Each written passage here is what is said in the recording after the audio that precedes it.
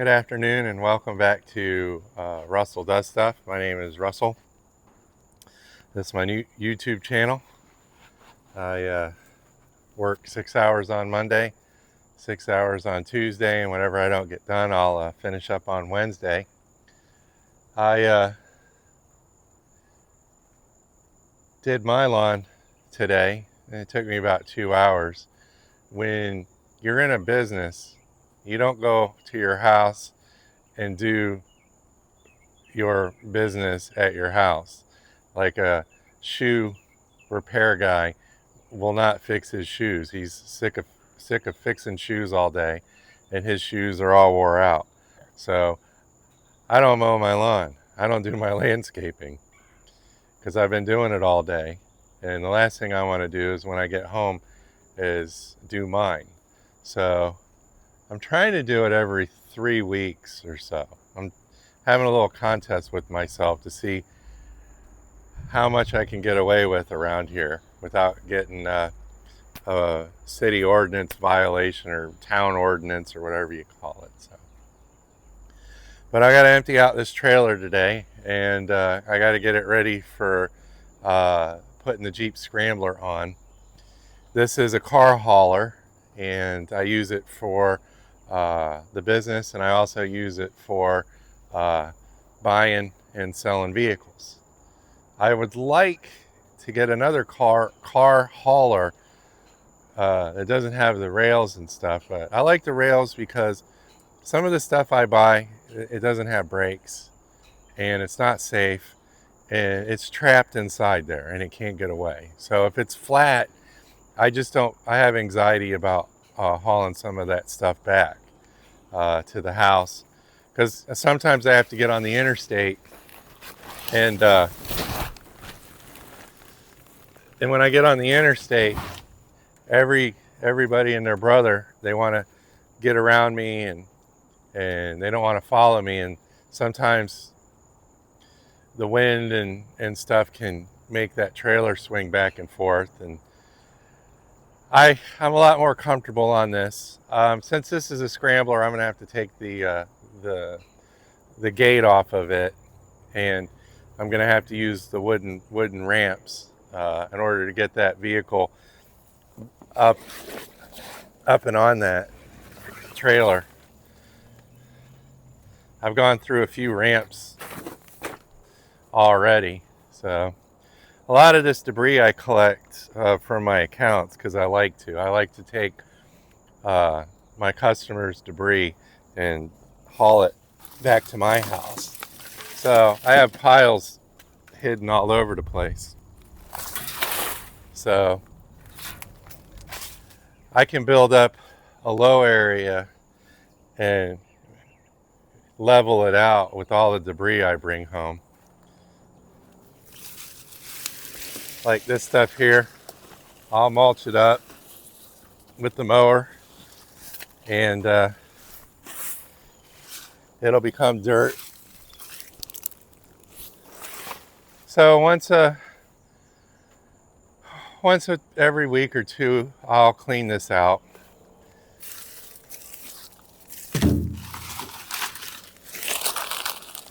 Some of this stuff's got prickers on it and some of it doesn't. Everything's real wet. I have a really nice fire pit I made, and I normally will burn all this stuff while I'm having a beer, but it's too wet out right now, and none of this stuff will light.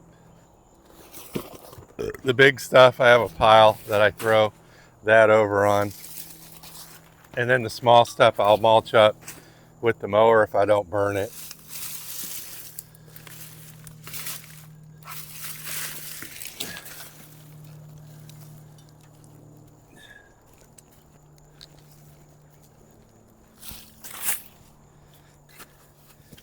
When you're in the lawn care and landscape business, you can either go to the dump and pay them 40 or 50 bucks, or you can take it home and burn it.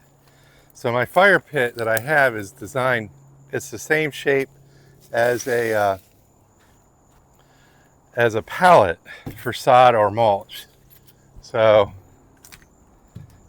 I'll I'll burn my pallets because nobody wants the mulch pallets anymore. They're not worth anything. The sod pallets are in worse shape than the mulch pallets, and they're worth $5 a piece. I've been hanging on to a mulch pallet or a sod pallet for like a whole year, and I haven't been able to get to the sod farm and replace it. It just haven't been able to coordinate my trip past there. And if I'm down the street from that place, I don't feel like stopping there. Done a lot of sod in my lifetime. I remember when I first started doing sod, it took me forever. Now I can lay a pallet of sod probably in 30 minutes or so by myself. That's kicking it and flattening it out and laying it and cutting the pieces and stuff. So I was calling myself Dances with Sod because it seemed like every customer I had wanted sod. It was frustrating. But there's not a lot of money in sod. Unless you can get somebody to pay a higher fee for the sod. It's a numbers game. I use a company that when I get really, really big jobs, like 10 pallets or more, I'll call up Perez Sod, and they got some pretty good guys working for them, and they'll do the job for me, and then I'll just make a little bit of money on top of that. So I got to get this trailer cleaned out. I've been trying to get it cleaned out all day, but every time I start, it starts pouring. So tomorrow's the 4th of July, and it's supposed to rain all night and all day. I got some neighbors a ranch over, and every year they like to have a professional fireworks party, and the horses out here and the cattle and all the animals and squirrels and raccoons and stuff aren't a big fan of the noise. You know, we don't mind the sparklers and a few firework type dealies, but this guy, he puts on this professional fireworks show every year. Every single year he puts on that big display. A lot of people out here aren't a big fan of him and his display of professional fireworks, but nothing we can do about it. It's a free country. He wants to spend thousands of dollars on fireworks. More power to him, because I just think it's funny. I've never bought fireworks in my life, ever. Never, ever bought fireworks. They're expensive. I have a friend of mine that stopped buying fireworks after I pick on him. I picked on him for a bunch of years. I'm like, how much did the fireworks cost? $500 for fireworks. Unbelievable. So I got that cleaned out. I want it to dry out. And then if it dries out, I'll blow it out. And I don't know. I mean, it's just raining like cats and dogs. So every year I got a customer that lives out where I live. And I don't talk to him. I don't see him. All year long, I don't see him at all. When we had a hurricane almost 4 years ago, he left town, which is smart, I guess. I didn't want to leave town because I got to keep an eye on my barn and stuff and keep an eye on my tools in my house because I was afraid of looting and all that stuff. You can't escape town with trucks and equipment and stuff, but you can get in a Toyota Corolla and skedaddle with relative ease. And he called me and bugged me and bugged me, and we had this much water on all our roads, and some roads this high. People are dying in their house. Animals are drowning. People are stuck. We had the National Guard here. And he kept calling me all the time. Hey, how's my house? He never would ask me how I'm doing or any of that stuff. You know, is there anything you need? Is there anything I can try to help you with? None of that stuff. So I kind of went off on him.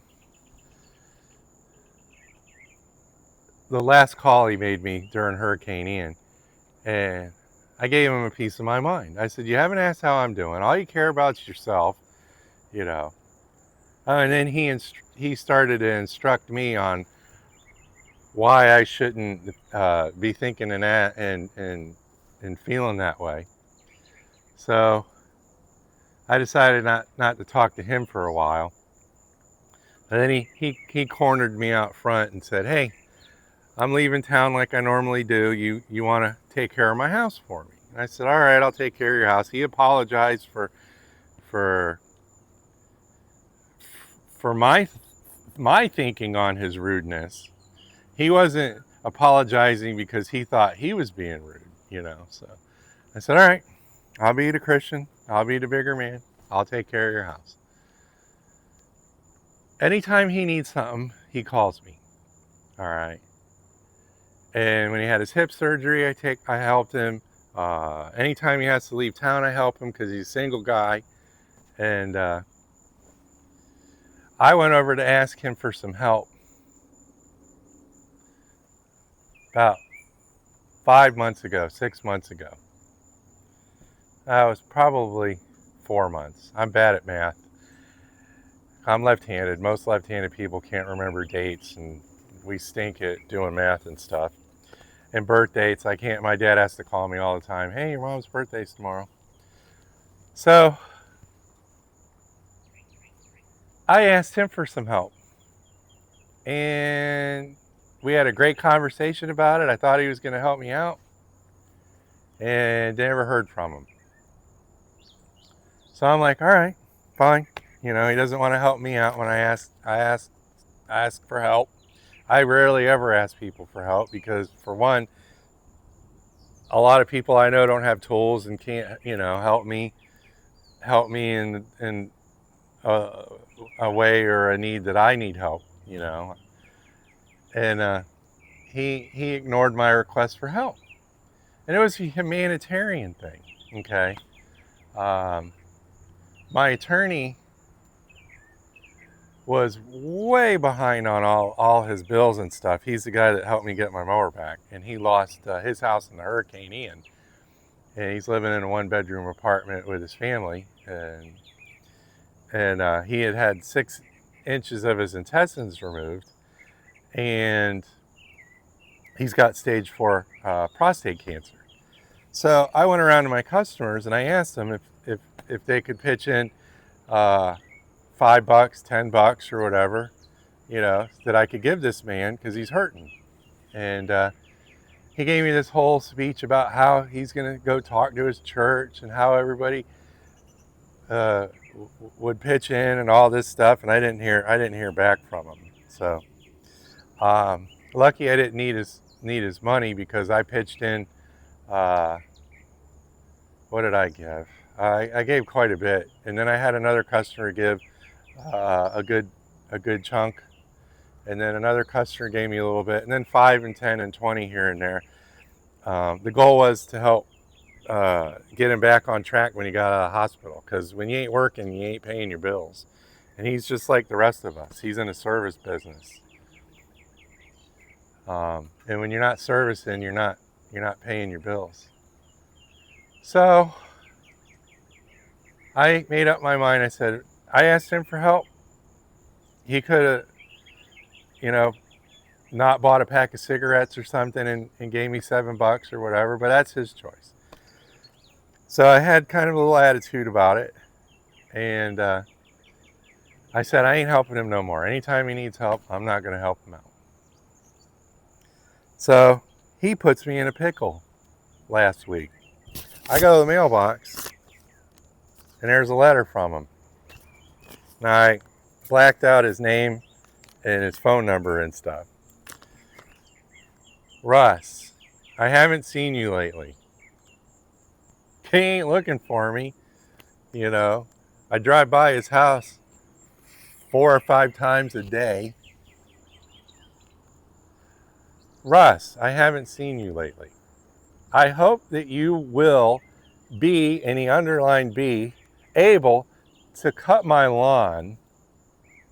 He's a school teacher too, and he misspelled the word lawn and had to cross it out and write the proper spelling of lawn. I will be gone from June 27th to June 25th, or July 25th. Thanks. I hope you're okay. If you cannot, please let me know. All right.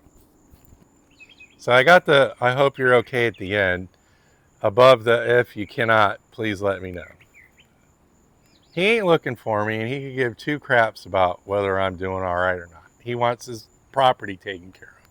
This goes back to that video I made about customers liking you or not. He don't like me. He could care less about me. He could care less about his wants and his needs. And I'm in the business to solve people's problems.